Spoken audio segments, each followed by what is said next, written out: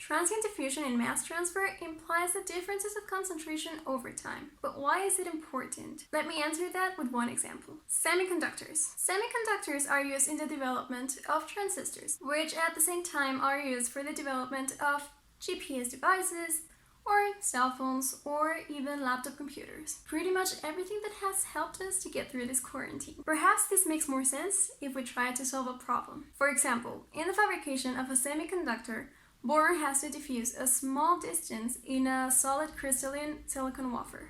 The concentration of boron at the wafer surface is kept constant, but we have to obtain a certain concentration at a depth of approximately 2 micrometers from the surface of the wafer. Now, we have to keep in mind that this process has to occur within 30 minutes, and also the density of the silicon is given. Our objective is to determine at which temperature this diffusion process has to happen. Now, of course, the diffusion coefficient depends on temperature, so that's why we're given this relationship.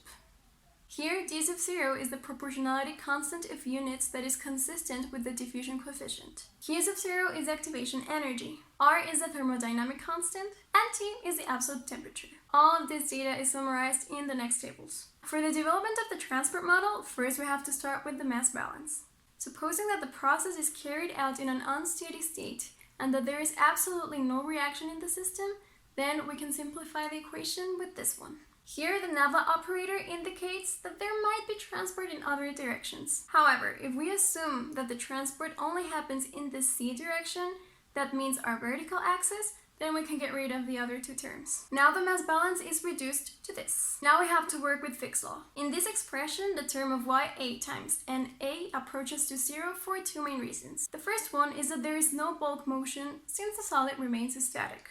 And the second one is that the concentration of boron is so small compared to the density of silicon that we can say that boron behaves as a diluted solution. Now we can introduce all this expression into our previous mass balance. We have to also mention that the temperature and the pressure remain constant, and therefore the diffusivity coefficient and the concentrations also remain constant. So we get this expression. The silicon wafer can be treated as a semi-infinite medium. The diffusion of boron is so slow that for relative long distances of diffusion, the concentration is practically the initial concentration. Taking this into consideration, we can solve the partial differential equation by applying a Laplace transformation. Here, that cursive CA represents the Laplace transformation for the concentration function. Finally, by stating that our initial concentration is 0, we can have these boundary conditions in the Laplace space. The solution for the resulting differential equation in the Laplace space is the following. Our next step is to solve for t and obtain the inverse of the Laplace transformation. Don't worry, this you can find it in any math book. For the most general case, this is our resulting expression. With these initial and boundary conditions, we can proceed to calculate the diffusivity coefficient, which is our only unknown variable. By solving for the error function and introducing all the data given into the equation, we know that this has to be 0.966. The phi parameter was found using an Excel spreadsheet where we apply the error function to some phi values and then we saw which one corresponds to our result. Once we have done this, the diffusivity coefficient satisfies this equation and we get the result of 2.47 times 10 to the minus 18 squared meters over second. Now that we have this value, we can relate it to the previously mentioned equation. All the data is known, so we only have to rearrange a little bit the equation and solve for the temperature. And this gives us a result of 1204 degrees Kelvin, which is a pretty high temperature.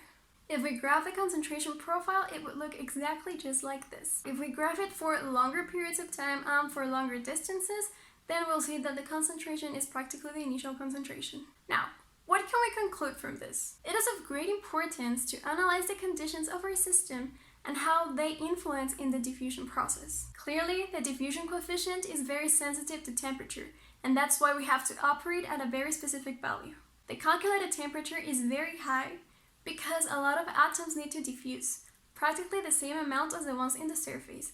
And we now know that diffusion in solids is not that easy. Also, we have to keep in mind that this process occurs in a very short time. And there you have it. This is how you solve transient diffusion problems for semi-infinite mediums.